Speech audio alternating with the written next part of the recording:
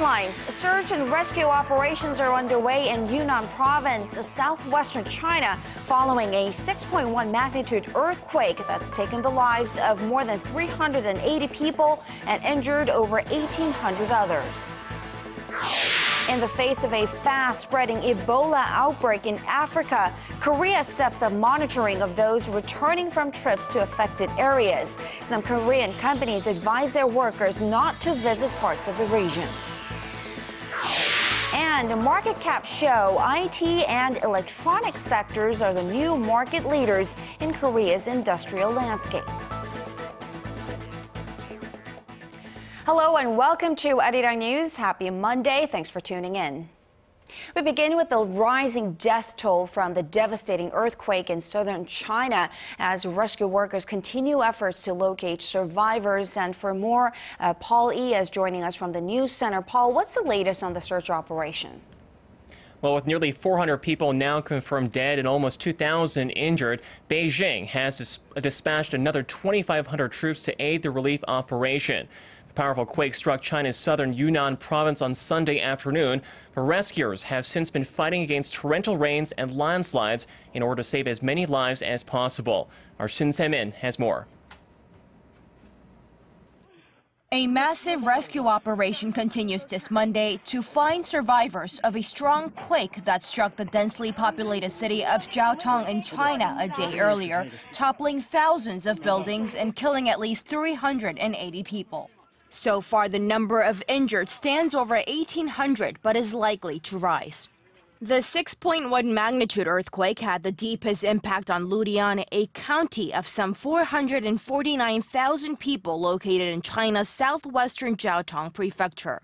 An estimated 12,000 homes collapsed there. It is still unknown how many people could still be trapped under the debris. China's state-run Xinhua news agency says the earthquake was the strongest to hit the region in 14 years.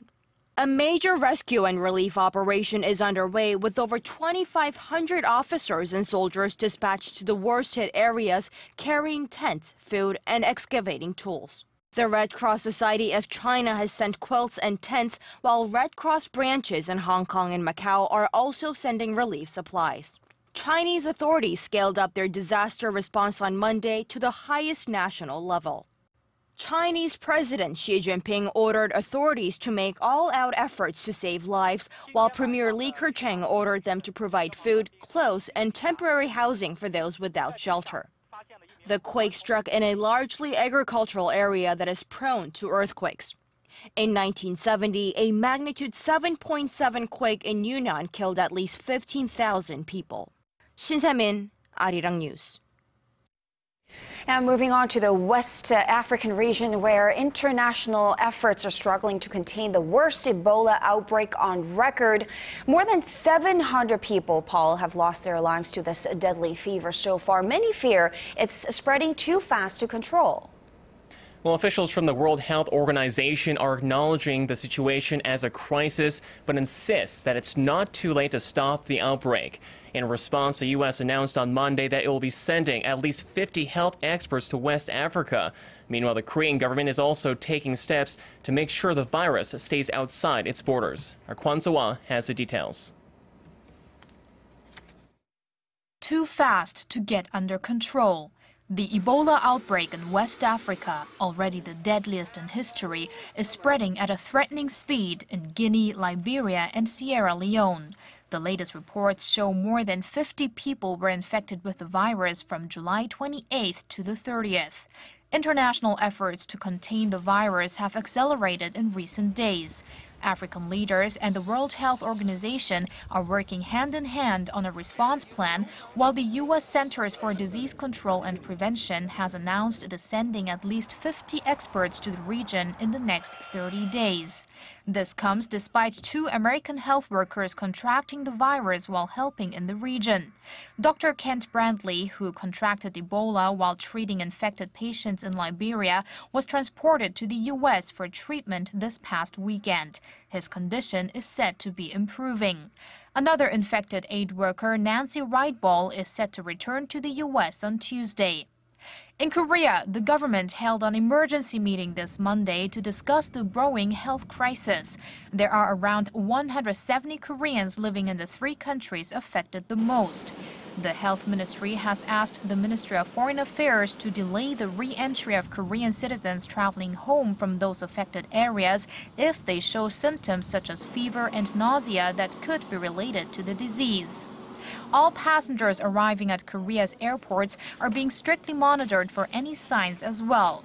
The outbreak in West Africa has already killed more than 800 people and has a mortality rate of at least 55%. Kwon So-ah, ARIRANG News. And U.S. President Barack Obama is expected to welcome leaders from all over Africa at a landmark summit in Washington on Monday. Obama has been promising to strengthen ties with Africa, but some are actually saying this is sort of belated. His administration has been lagging behind on that front, right? That's right, Cherry. Last year, President Obama described Africa as the world's next major economic success story. However, the U.S. is still lagging behind Europe and China in terms of trade. Back in 2006, then Senator and rising Democratic star Obama visited his grandmother in Kenya, promising greater support for the continent if elected president. Since then, U.S. trade in Africa has actually declined to about $60 billion in 2013, according to the Brookings Institution. China, on the other hand, saw its trade volume reach $170 billion from $10 billion in 2000. But some U.S. lawmakers say it's not too late. It is still possible for the United States to make up for lost time by strengthening our foreign commercial service, by leadership from our president, such as the upcoming summit. The three-day summit is being described as a historic event. It's the largest gathering of African heads of state that any American president has called for. In addition to forging a stronger economic relationship, U.S. officials say other key agenda items will include security, human rights, and, of course, health, as Africa battles a deadly outbreak of Ebola. Of course, and finally, Paula, turning now to the crisis in Gaza, a humanitarian ceasefire between Israel and the Palestinian group Hamas is fully underway as the civilian population attempts to recover from this conflict. Fill us in on the latest details. Well, the Israeli government unilaterally declared the 7-hour ceasefire on Monday in some parts of Gaza. However, there's been unconfirmed reports that a Palestinian refugee camp in Gaza City was hit by a missile, killing a child and wounding 30 others just minutes after the ceasefire went into effect. This brief window was aimed at allowing humanitarian aid to enter Gaza in order to help the some 470,000 people have been displaced due to the wide-scale destruction of homes. Hamas said it would not be observing the truce and warned Gazans to exercise extreme caution. The announcement comes after an Israeli airstrike hit another UN-run school on Sunday, killing at least 10 people. We vigorously condemned this attack because we had notified the Israeli army 33 times about the fact that there were people at this shelter, this school, and the last time was an hour before. In the end, what happened is that at least 9 people were killed and 27 injured. We want a report, we want an investigation, and we want one urgently. We need to find out. UN relief agencies say more than 1,700 Palestinians have been killed, including some 300 children, since the Israeli military offensive began last month, while 66 Israelis have also died from constant rocket fire by militants against Israeli cities. Chetty? All right, ceasefire or no ceasefire, the situation there doesn't seem to be getting any better. Anyways, thanks very much for that update, and we'll see you back here in just about 2 hours.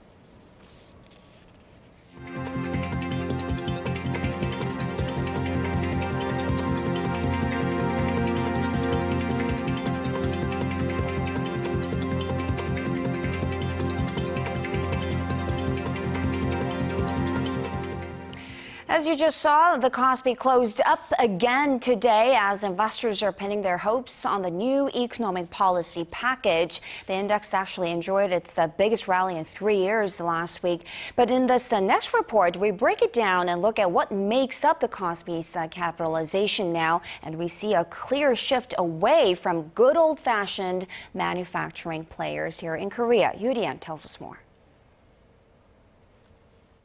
The benchmark Kospi broke the 2,080 mark last week for the first time in 3 years. But that's not good news for everybody, as data analyzed by corporate tracker CEO Score show that former heavyweights in the traditionally strong petrochemical, steel, and shipbuilding sectors are faring poorly.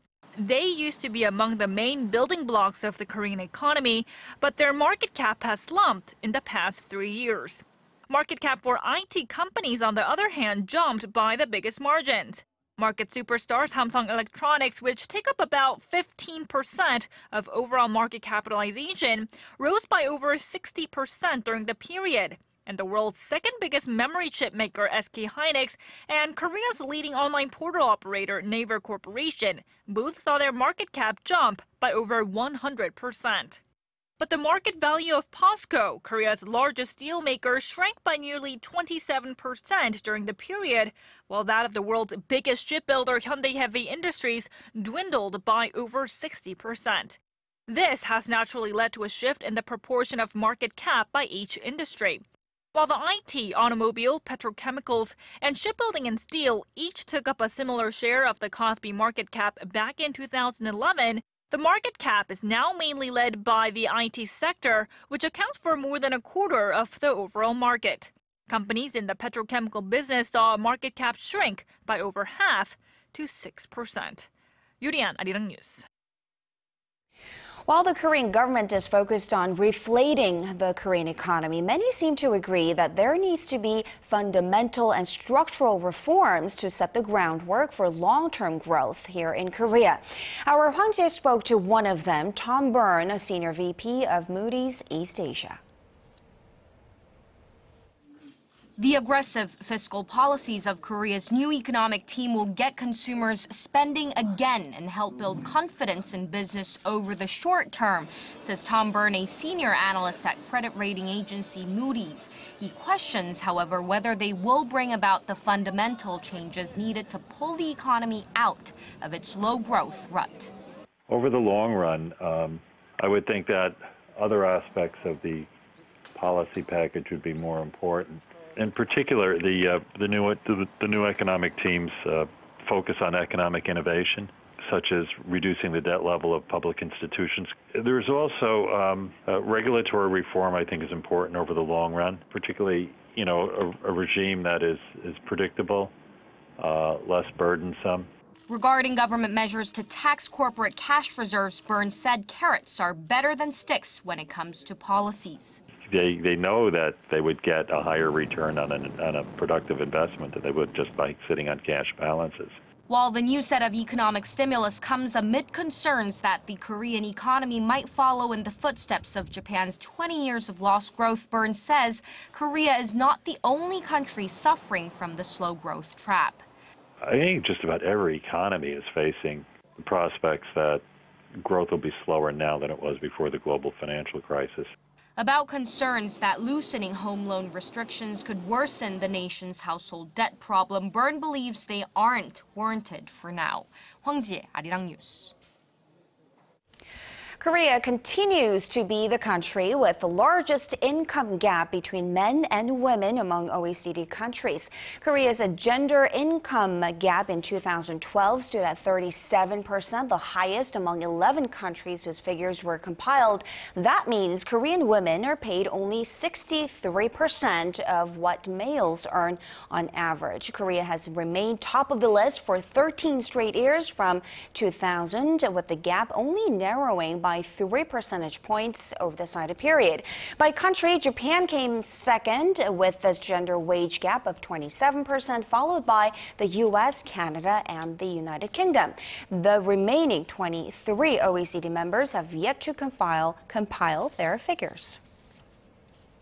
The peak summer vacation season has begun here in Korea, and over this weekend, Incheon International Airport set a new record of visitors going in and out of the country. Son Jung-in tells us more. It's early in the morning, but the departure gate at Incheon International Airport is already crowded with vacationers leaving the country for their summer holidays. And fortunately for them, strong winds and rain brought by this season's typhoons didn't stop flights operating to their normal schedule. I saw people waiting in long lines at the check-in counter. I couldn't wait that long, so I used the unmanned check-in system. With the summer holiday season in full swing, the number of passengers using Incheon International Airport reached an all-time daily high over the weekend. It recorded a total of 158,000 passengers on Sunday, breaking the previous record of 156,000 set the previous week. Compared to the record daily number of tourists set last year, the figure represents a 10,000 increase. Experts attribute this recent trend to the surge in low-cost carriers and also to the strong local currency. To deal with the growing number of outbound travelers, the airport has stationed 6 additional security checkpoints and opened its outer parking lot. As the summer peak season continues until mid-August, officials plan to open check-in counters half an hour earlier at 6:30 a.m. We estimate the daily number of passengers from Airlines data to better prepare and provide the best service, especially during peak hours. Officials advise passport holders to process their documents through the unmanned screening system to make the immigration procedure easier and less time-consuming. 손정인, ARIRANG News. And staying with the traveling scene, the number of low-cost carriers here in Korea has exploded over the past few years, but they've generally kept their services so far short-haul, that is, until now. Jin Air, for example, recently announced that it will start flying a bit further than it used to. Our Na Hyun-kyung explains why. Competition in budget airline market is becoming fierce in Asia, and Korea is no exception. That's why low-cost carriers are looking for a new source of profits, and launching long-haul flight services may be an answer for some, like Jin Air. The low-cost subsidiary of Korean Air is gearing up to offer non-stop flights to Hawaii next year. Budget airlines going long distances is still a difficult nut to crack, but Jin Air's senior vice president of PR, Emily Cho, says it's all about putting passengers at ease over safety issues. Of course, before we can convince them, we have to make sure that our services are ready to deal with the long haul as well. Since it's something new, they have to get used to it. For example, our pilots need 1,000 hours of previous experience to even apply to Jin Air, which is the same as Korean Air. So that shows how much we are dedicated to our safety record. Jin Air opened its doors for business in 2008, and it took 2 years before it began operating in the black. All 5 low-cost carriers in Korea, as of last year, are making profits, testimony to the continuing boom of the LCC market in Korea, but there's a catch. Southwest or JetBlue. In the US, the main reason why they were able to grow this big is that they were using the minor airports because they have cheaper airport fees. But all the airlines are focused between Incheon Airport and Gimpo Airport in Seoul, for example. In China and Japan, because the population itself is big enough, there's a lot larger pool of those maintenance people or flight attendants. In order to survive in this very tough market, Cho says Jin Air needs to make its name more known to potential customers overseas. The Korean airlines have a very good reputation among the Chinese people, and we're hoping to kind of bond with them emotionally first, so they want to come to us first instead of us coming to them. The competition in this market will only get worse, and successfully launching flights to Hawaii will be key in locking down sustainable growth for Jin Air. Na Hyun-kyung, ARIRANG News. For the latest in news that impacts Korea and the world, join Kang Chae-ri for a lively half hour that covers politics, business, international news, and much more. Live at 8 every weeknight on ARIRANG TV. Human Rights Council headquarters in Geneva on Thursday, finding ways to persuade. Korea's main opposition party has a new leader, if only temporarily. Park Young-sun, the current floor leader of the New Politics Alliance for Democracy, has been chosen to head the party's Emergency Planning Committee, which was formed after its defeat in last week's by-elections. She will be at the helm until a party convention is held to select new leaders. The party's co-chairs Kim Han-gil and An Chol-soo resigned last week over the results of the by-elections. The chairwoman of Hyundai Group crossed the border into North Korea this Monday morning. Hyun Jung-eun made the one-day trip to the Mount Kumgang tourist resort to attend an 11th anniversary memorial service in honor of her late husband, Chung Mong-hun, who used to operate a cross-border travel business. Seoul-based Yunnan news agency reports that the visit was to be limited to the service only. Neither she nor the 22 Hyundai executives in her delegation had any plans to speak with any North Korean officials. Hyundai hasn't operated tours at the Mount Kumgang resort in North Korea from 2003 until they were suspended in 2008 after a South Korean tourist was shot dead by a North Korean soldier. And with the weather scorching hot these days, so many of us would rather stay inside and enjoy the comforts of air conditioning, of course, but that comfort could be coming at a price. Kim Hyun-bin explains why. Lee Jae-ho paid a visit to the doctor a couple weeks ago because he had lost his appetite and began to sweat more than he normally did, even while in cool places. I had headaches, a fever, and was coughing a lot. I was in a bad state. To his surprise, the doctor told him he had pneumonia. Pneumonia typically occurs during winter months, but can also strike in the summer. Data from a local hospital shows that the number of patients diagnosed with the lung infection during the months of July and August is nearly 70% of midwinter figures. Doctors say that when summer heat reaches its peak, the immune system can weaken. The frequent use of air conditioning can also lead to respiratory problems due to a greater exposure to bacteria. When it is humid, like in monsoon season, your lungs become weaker and cannot properly emit the germs that enter your body. High temperatures can also raise the risk of strokes. The number of stroke patients surpassed the 1.9 million mark in both July and August last year, figures that are similar to those seen in winter. This is because the stress caused by prolonged exposure to heat can increase blood pressure, which is bad news for sufferers of diabetes and high blood pressure. When you are exposed to the heat for a long period of time, you can get dehydrated, which can affect cerebral blood flow. Doctors recommend drinking plenty of water and to cut back on coffee and alcohol, which may cause dehydration. Regular exercise and 7 to 8 hours sleep can also ensure that your immune system remains strong during the dog days of summer. Kim Hyun-bin, ARIRANG News.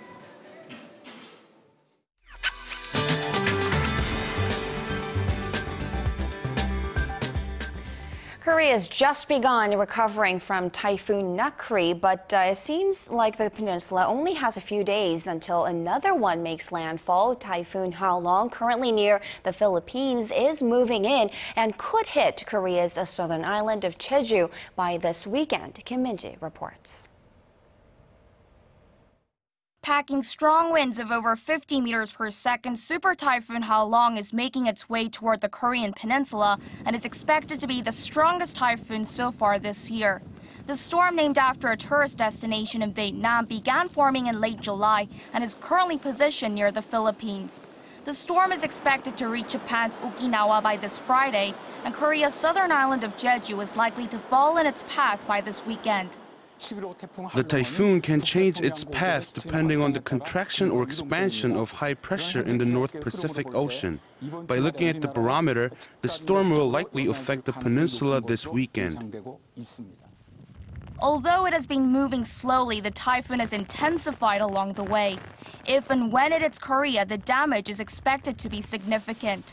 Winds of over 40 meters per second can turn over cars. The approach of Halong comes after Typhoon Nakri struck the south of Korea this past weekend, killing at least 10 people and damaging several buildings. Kim Min-ji, ARIRANG News. Certainly hoping for no damage report on this story, and we'll certainly be on the lookout for this next typhoon. And with that, let's now turn to our Michelle Park at the Weather Center for an update. Michelle, how is this tropical system going to affect us?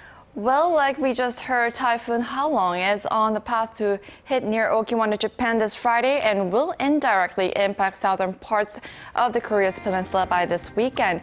Halong is stronger than Nakri. In fact, it's supposed to be the third strongest in the Pacific so far this year. Now, so do be sure to check back in throughout the week to stay on top of possible storm conditions. Now, until then, rain clouds are still hovering over the nation. However, rain from today should clear out by this evening here in Seoul, while the remaining regions will see the sun again by tomorrow morning. Now, we're expecting another bout of sizzling hot conditions nationwide on Tuesday, with highs climbing into the 30s for most regions. Now, going over to our temperature readings, Seoul will top out the Tuesday morning at 25 and reach over to 32 in the afternoon. Meanwhile, the southern cities such as Daegu and Busan will top out at 32 and 30 degrees. Now moving over to other regions, Jeju Island tops over to 31, Dokdo hits 29, while Mangkeungang tops to 31 as well. Well, that's all for now. I'm Michelle Park, and have a wonderful evening. Thank you, Michelle. And that will do it for this edition of ARIRANG News. Thanks for watching, and I will see you back here at 10 p.m. Korea time for Primetime News.